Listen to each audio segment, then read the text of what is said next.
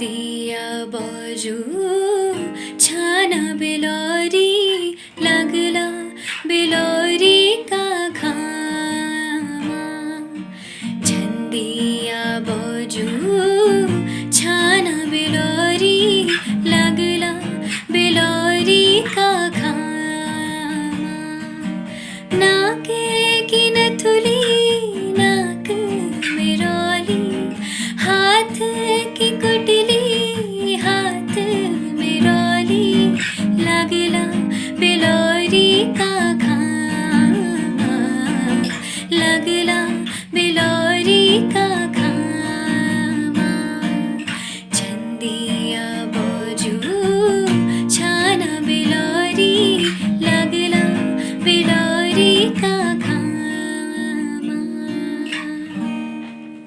Namaskar, welcome to Himalayan Echoes Kumaon Festival of Literature and Arts. I am Jahnavi Prasad, the founder of the festival, and I am here in Nainital where we host the festival since the last 4 years. As you all know, because of the pandemic, the life of every human being has changed for the worse, some for the better. Each to their own really, but life has to carry on, and human nature is to strive and to work hard and beat all the odds. So here we are in a different avatar of Himalayan Echoes this year, which is digital, and we hope to bring to your screens, to your homes, whichever part of the world that you are, some good stories, some good sessions in the next 2 days. This year's theme really is mountain paths. So all our 8 to 10 speakers have a mountain connect, and what we are going to do is take you on a nice walk through with each of these speakers and bring the outdoors to your screens. So it's time to discuss, debate and dissent.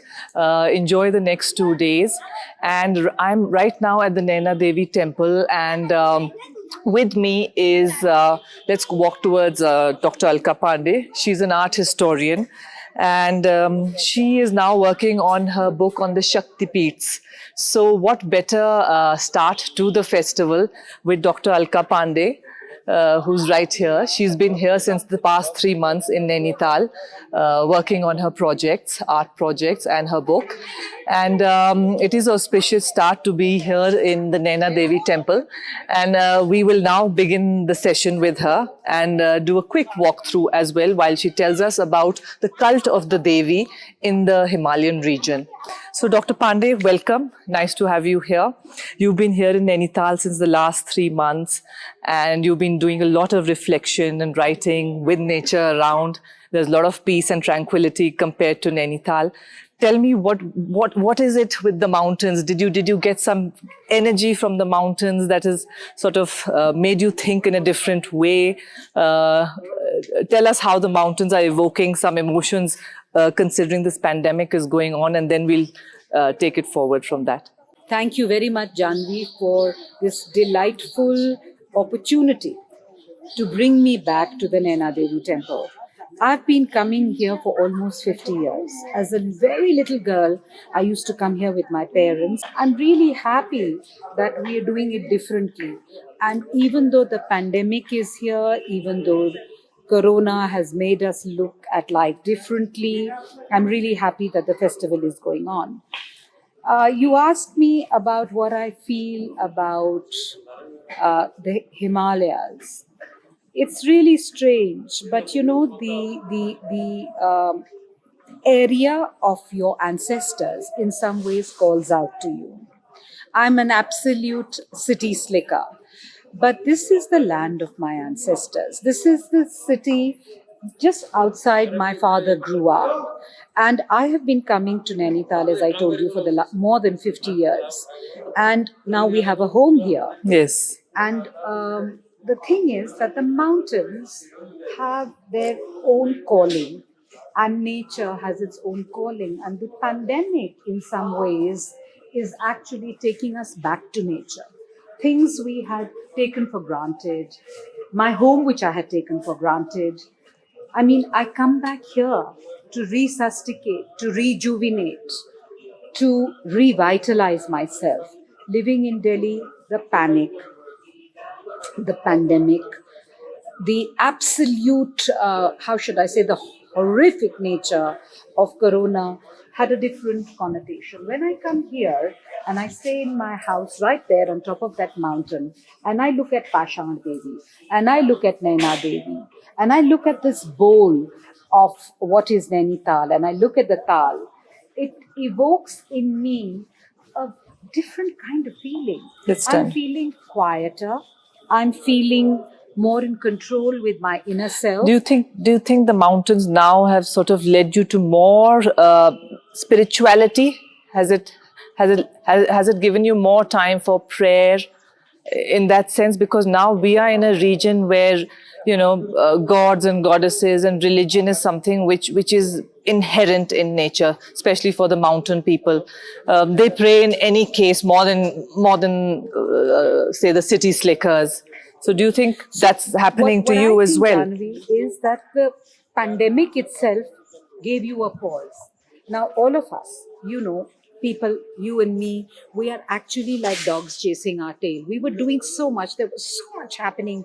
And, Delhi is the cultural capital of India. And every day there are 10 different intellectually stimulating things happening. So you just feel that, oh, I should do this, I should do that. One never got this time for a pause. Even though there are going to be a downside to it, but there's always something fantastic which emerges out of every adversity. And what I am feeling, and I'm seeing a lot of people here coming back to Nainital, we used to treat it as our summer home. But the pandemic is teaching us how this home of mine has become a healing home. And when I came here and I'm thinking more, of course, it's bringing connections to my inner self. And when you look inwards and you start reflecting inwards, you become also more contained, which one never was in the frenetic pace of a city like Delhi. So when I'm staying on top of that mountain right there and living amongst nature, of course, I'm reflecting. I am rejigging, I am rebooting, and I'm also trying to see how am I going to be in the new normal. And of course, religion, faith is very much part of a traditional human being, Indian. So what you see is all the concepts which we are using today, they are coming from a power. And speaking of that power, what is that power? It's Shakti, right? And that is why my book, which should be out very soon before the year is ending, it was on Shakti. And what is this Shakti? The Shakti which resides in every hill, every dale, every mountain. And as you rightly said, जो पहाड़ी लोग होते हैं, they're all people of faith. This is the land of Devi and Devatas. चाहे आप बोलू देवता देखो, चाहे आप कटारमल में सन टेम्पल देखो, चाहे आप दूनागिरी में जाके एक और शक्तिपीठ देखो, or in this very holy place, this place which is Naina Devi, it is, when I'm talking of the Shaktipeeths, there are various different ways of looking at the Shakti Peeths, and I would have to go back, if time permits, to go back to the original story, that how the Shakti Peeths happened. It actually was born out of the wrath of Shiva.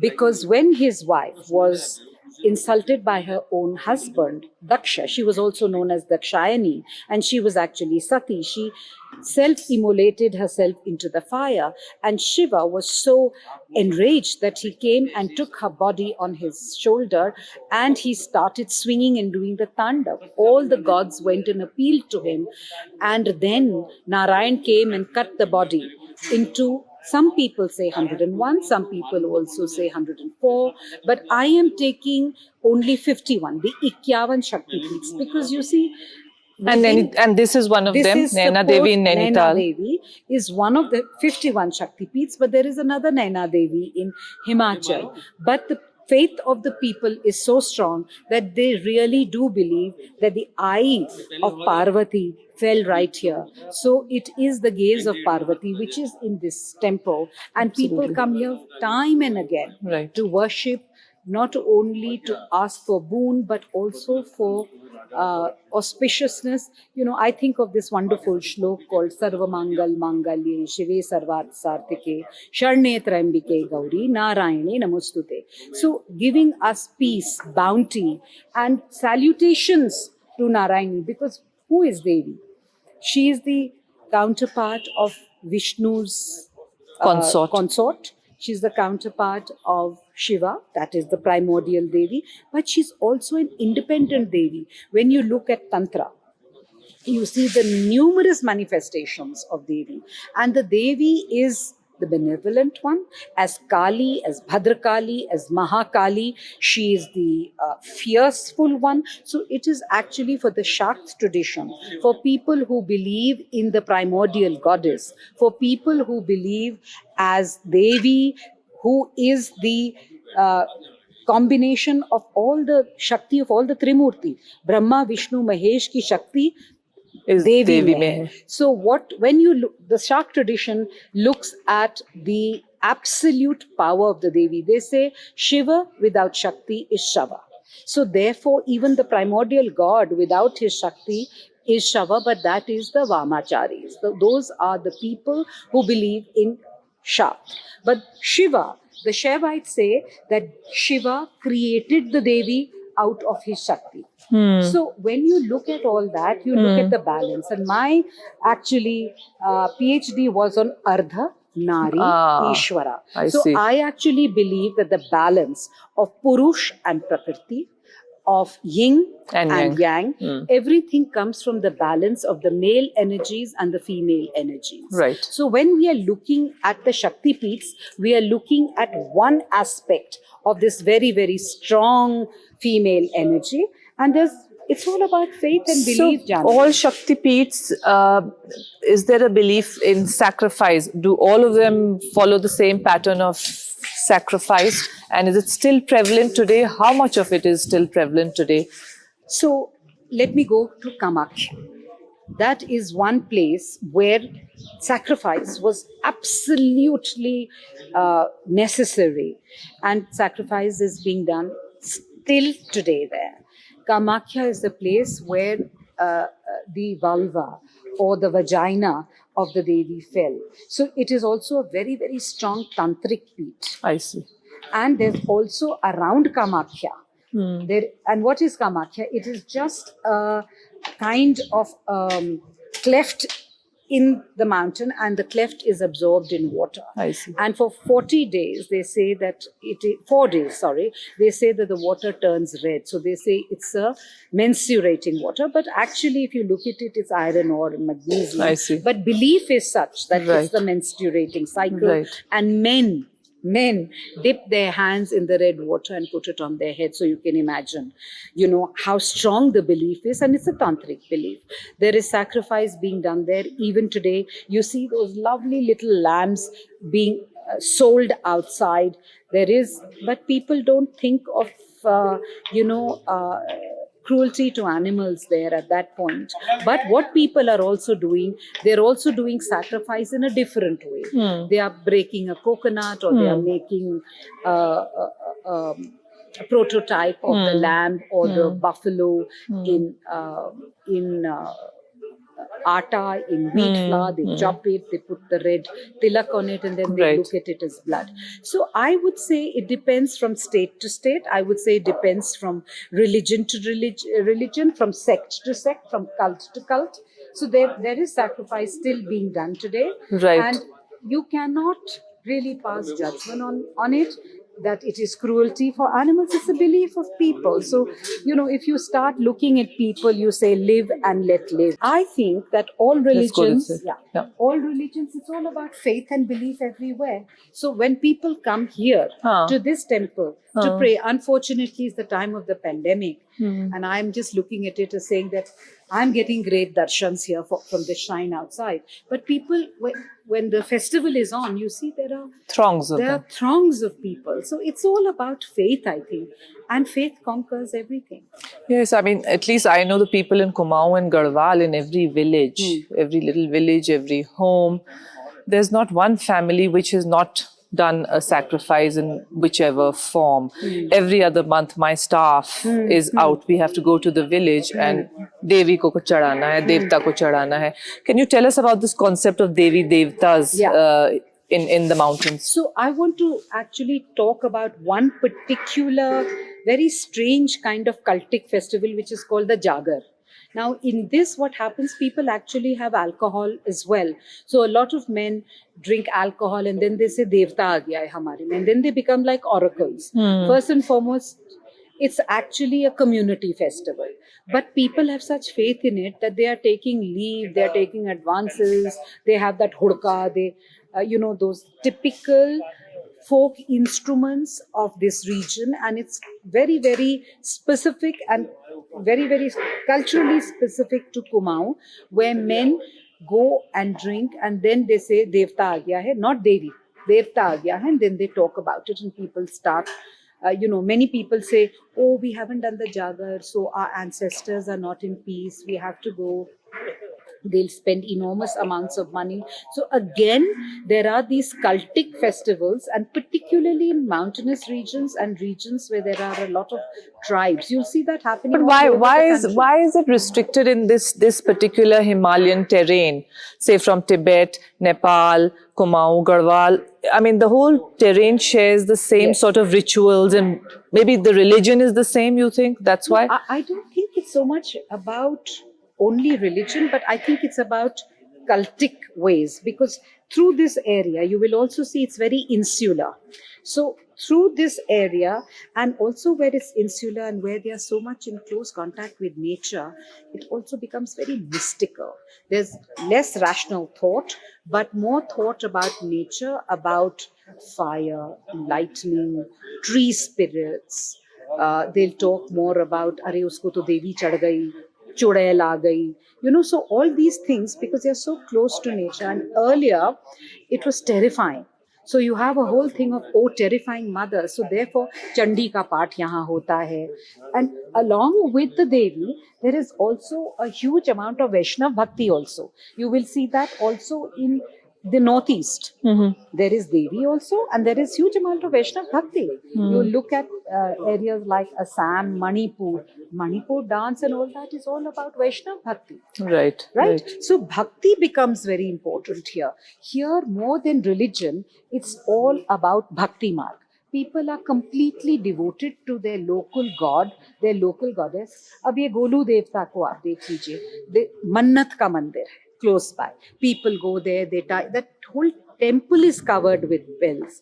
So obviously something is working for people, because they feel that their desires, their aspirations are met, and then they come and tie a bell there. So you cannot argue with faith and belief. So I'm only talking of faith and belief.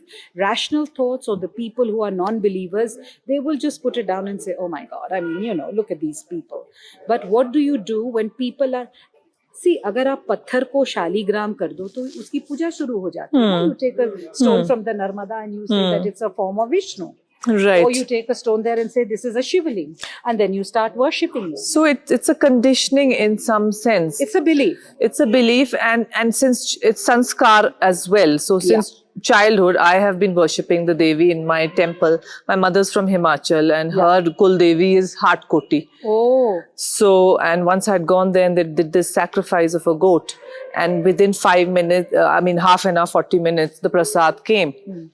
And I could not touch the prasad because I had seen that little kid. Yes. You see? But it's a normal ritual in the mountains. That's what they do.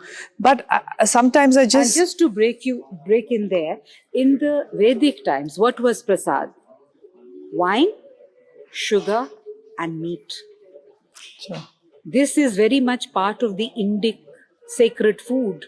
So meat was prasad. Alcohol was prasad, and sweet was prasad. So can you imagine? This is where we come from, and look at the long journey that we've had. So you think it's degenerated in some ways? I or it's changed over the time with a different kind of a discourse? You asked a very relevant question in the beginning, that what has these 3 months done to you? one of the most important things for me is that I've stopped judging. I have now started accepting, and I'm trying to be reflexive. So I think it is like, as you say, Desh, Kal, Patra. So it depends also what time, what was relevant at that time may not be relevant today. So at that time, when food was scarce, when in this region in particular, in the cold winter months, you could not grow any vegetables. What did you do? You hunted, you ate meat. Ah. So meat became your It has- staple food. So what do? You can't, after all, it's a matter of survival. So Survival. you're having meat. How do you keep your body warm? You're having alcohol. So how do you, and man's basic, the first taste of even a baby is sweet. That is why we all love sweet. You know, it's a medical fact. How that relevant. our tongue, the first basic thing which the tongue instinctively likes is sweet, even though Ayurveda talks of sour, bitter, Sure. salty, savory. But the first instinct of any human being is to like sweet. Sure. That's why we are the sugar bowl of the world and the Sure. diabetic bowl of the world. Sure. My other question is, I'd mentioned earlier, we worship the goddess, all of us, men, women in our country, and we are very humble about it. And, you know, Mother, Gau Mata, Mata in general, Lakshmi, your little daughter turns into a Lakshmi during Navratras and all that. I mean, our myths, our religion gives so much of pride of place to the goddess, the woman, really. But if you look at the way our society is and their attitude towards women per se, I mean, there's that, you know, it's dichotomies there. How do you sort of explain that? I think, you know, Jahnavi, this question is something which every woman, Indian woman in particular, faces. Because even if she's a high income earner today, she still has to cow down to family traditions. If there are two people at home, there are very few men who will take leave when the child is sick. It's always the woman taking leave. I think the woman was a very strong person, but it is her emotionality. It is that DNA of Mamatva, of Vatsalya. She's the nurturer. It's like Shakambari. It is like Bhudevi. When we were talking of the Shakti Peeths, as Bhudevi, she has Oshadi, she has Sasya, she has herbs, she has medicinal plants and a lotus in one hand. So who is she? She's the nurturer. Nurturer. Man is the seed giver. So the womb is with the woman. She nurtures the child. She nurtures the environment. She's the one whose nature, whose prakriti. So what happens to women is they become very emotional and then they take a back seat. And I personally feel the power is with the woman, but she gave it to the men. And the men are patriarchs. Whatever you may say, I know wonderful, supportive men. Today's new age man is a very supportive man. He's cooking. And the pandemic is teaching them lots Sure. more things. But even then you will see it is the woman who's holding the home and the hearth together. And I feel that there is a bit of an imbalance. The man will go and worship and prostrate himself in front of the Devi. But when he comes home, he will either the wife will run to get the tea for him, or she's the one organizing the domestic staff, Chailad. So you see, this is again a conditioning. Till the woman, till the mother in our land does not really be very, very equal with both sexes and genders, I think it's a cultural thing. Why is it that there is so much of aggressive feminism happening, particularly in Asian countries today? Sure. It's very, very aggressive. And I don't blame them because they've been put down for so long that if you look at a lot of young women, I've gone over it. So our age was an age of accepting, of nibhalo. But now today's young woman, if you see, they're so darned aggressive and I'm scared of them. But they have to go through that for the balance to come. And that is why when I told you initially, I really believe in the balance of Purush and Prakriti. And when there is balance, then there is harmony, then there is peace. Wherever there is inequality, a resentment comes in and an aggression comes in, whether it is the male aggression or in Sure. today's world, it is in the cities, you will see there's a huge female aggression. But that doesn't mean crimes against women are any less. Yes. Even though the law is on the side of the woman, whether it's property, whether Yes. it's rape, whether it's child molest, whatever Sure. it is. Sure. The law is on the side of the women, but that has not prevented the men to stop all these. The lobbying, really. Yes. No, and the heinous acts. Yes. Now, even if you take the stories which are coming out of Sushant Singh Rajput, I mean, Right. they're horror stories. Absolutely. Great. Dr. Pandey, I think we've had a quick chit chat and a nice thought-provoking sort of session, keeping the Devi in mind at the And the Pashan Devi, which is in- Naina Devi temple, and yes, of course, the Pashan Devi. So there is, as you said, Shiv and Shakti. So Shiv for me is the lake in some sense, Okay. because 3 Rishi Sarovar, हाँ. मान सरोवर का पानी यहाँ क्या बात है? आया था, है ना, जब 3 ऋषियों ने पूजा करी थी. So they thought of Lake Mansarovar, they dug a pit and water came out. So that's why the lake is really sacred. So here is Shiv and there is Shakti. And on that note, I'd like to thank Dr. Pandey and for a wonderful session, and look forward to having many more. So stay tuned for the next session for the day. Thank you. Bye. Thank you, Janvi. It was really lovely talking to you. And what was more interesting is that as women, we interacted, and I hope the men understand and it comes closer and there is a seamless organic flow of energies. Absolutely. Absolutely. Thank you, Dr. Pandey. Thank you. हाय तेरी रुमाला गुलाबी मुखड़ी केवली जजीरे नाक की नथुनी केवली जजीरे नाक की नथुनी हाय तेरी रुमाला गवे गलो बंदा हाथ की दकुनी गवे गलो बंदा हाथ की दकुनी चम चम चमके रे माथे की बिंदुली अरे चम चम चमके रे माथे की बिंदुली